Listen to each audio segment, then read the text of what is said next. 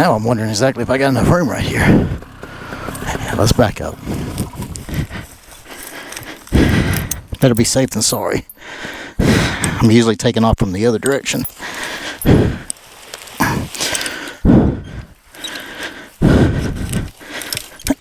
So let's move back a little bit.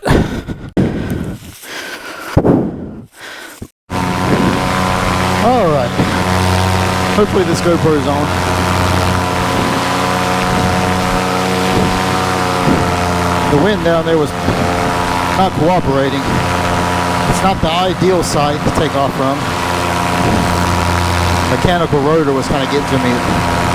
We got up. And the air's good. I figured it would be once I got up here. A little bit of a tailwind right here.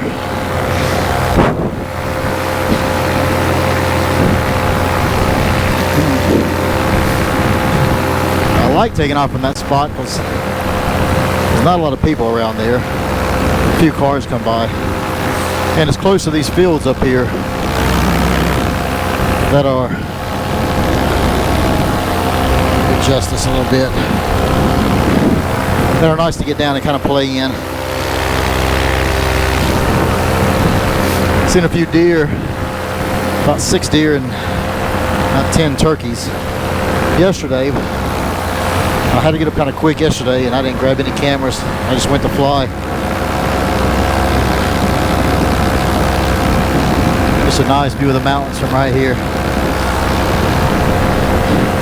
It's nice green fields. There to my left is where I fly a lot of times.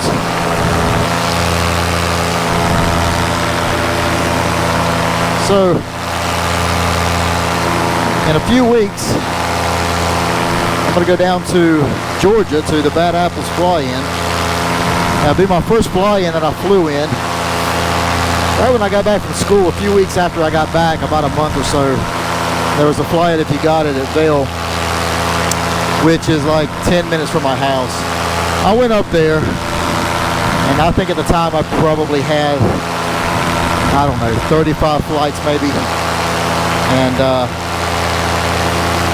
it just looked busy to me. I've never been to a fly-in, and in school there was like 3 of us, so it was a little intimidating. I didn't want to screw up. Yeah, we'll see how that goes. You know, the way every single person really talks about it is, you know, it's just a good group of people generally, and everybody has a good time, and, you know, I'm not too worried about screwing up a takeoff or landing, really. I don't think I'm kind of over that, but so yeah, we're gonna give it a go and see how it goes. Come back Sunday, and so hopefully that'll go well. Might dip down in this field right here.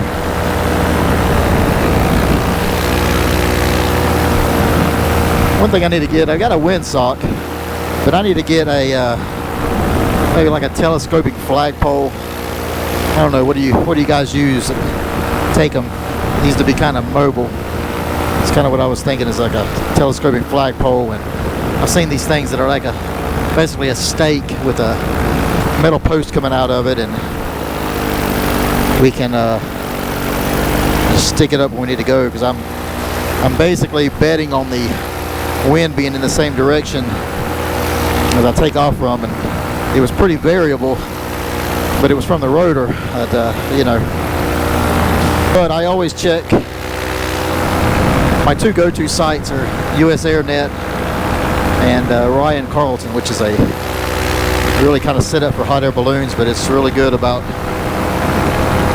showing you wind direction. I always check it to see if there's any kind of shear as I go up, and I really don't go up past about 2,000 feet, and so I check for any major wind changes up to about that. You know, I'll look up to 4 or 5, and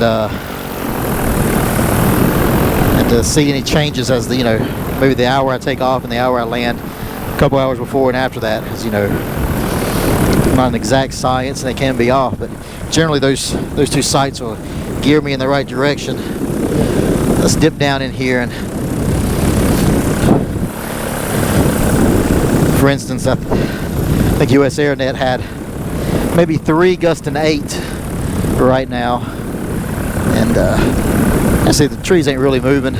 It's a little bumpy, so you know, some rotor still I think would be coming off of here. I'm not going to get too low since it is a little bumpy.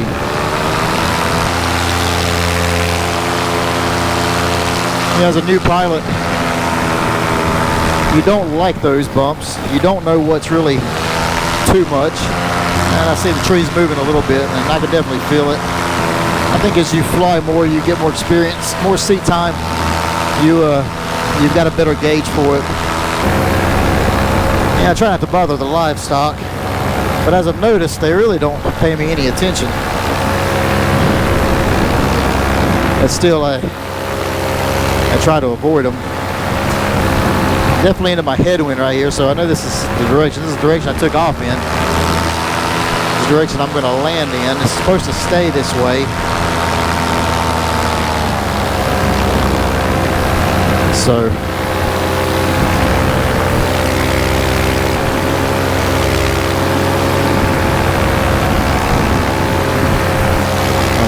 I think I got it on. I think my GoPro was on. But I was about to take off and realized I probably needed to go back a little farther. I didn't think I had enough room in case anything went wrong. I was going to be close to those trees, so I went to back up, and I was walking back. Here comes a helicopter. And it wasn't a medical helicopter, which is usually what we see if we see them at all. It's a black one. I'm not sure. He was low too. It would have not have been good for me if he came over. So some horses down there, so I'm going to go this way.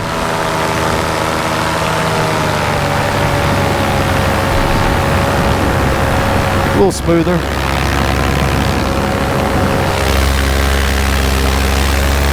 Definitely kind of into the wind here. We'll stow our brakes and just weight shift our way back this way. Pretty clear. There was a few clouds yesterday. It was cloudy earlier. It's kind of cleared up. There's my deer that was yesterday. I don't know if you can see him down there or not. 1, 2, 3, 4, 5, 6, 7, 8 of them. And there's 1, 2, 3, 4 more there. 5 more.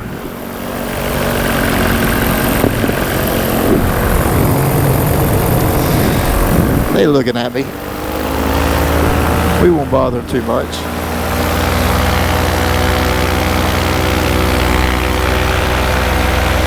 About where I saw him yesterday. Actually, exactly where I saw him yesterday. My buddy over here yesterday was flying around his field, his house, and he asked me to take a picture of his house from above. So I got my camera out, I got my phone out. So we'll over here.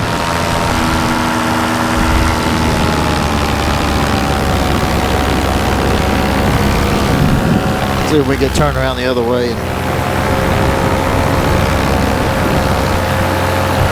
Yeah, I don't think these dogs down there like me. They were barking at me yesterday.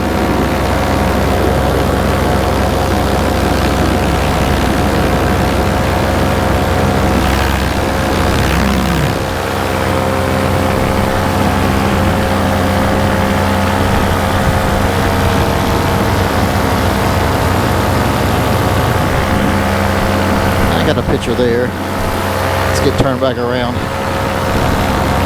Got a tailwind. And I don't like flying over these people's houses. There's some horses. They don't look like they're paying me any attention.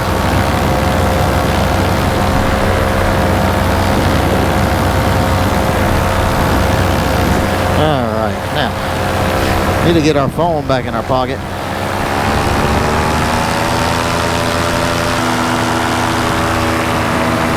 Just kind of stow that. Nice sunset at the mountains here.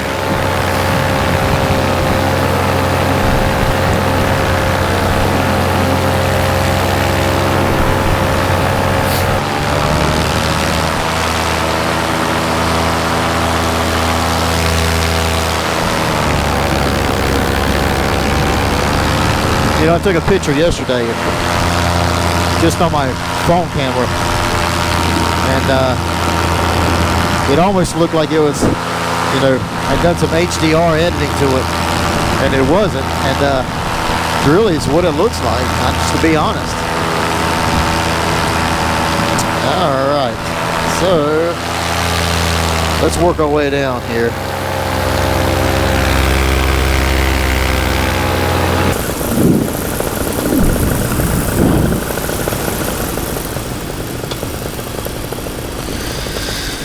And you know, this isn't just a good flat field either. This is starting to kind of grow a little bit. So you know, it's not one you want to run a lot in.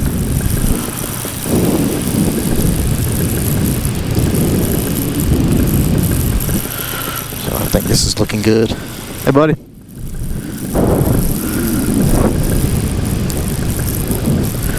We're going to get out of the seat here.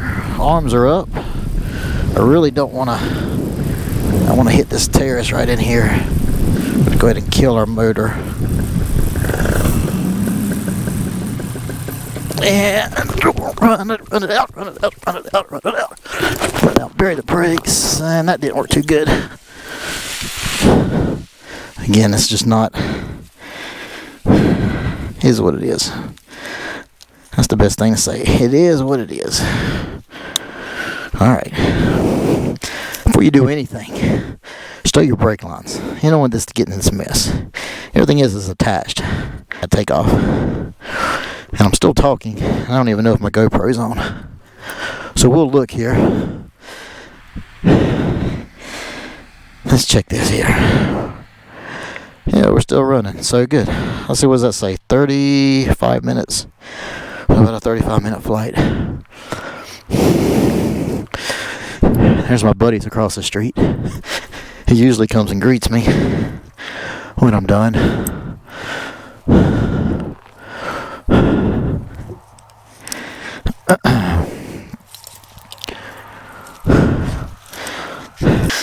Alright, let's get this in. I really think I want to look for another stuff sack for my wings. I'm on a 24-meter Roadster 3, and what I've heard is that, from more than one person, is that Ozone makes great wings. Don't get me wrong, and that's probably what I'll keep using.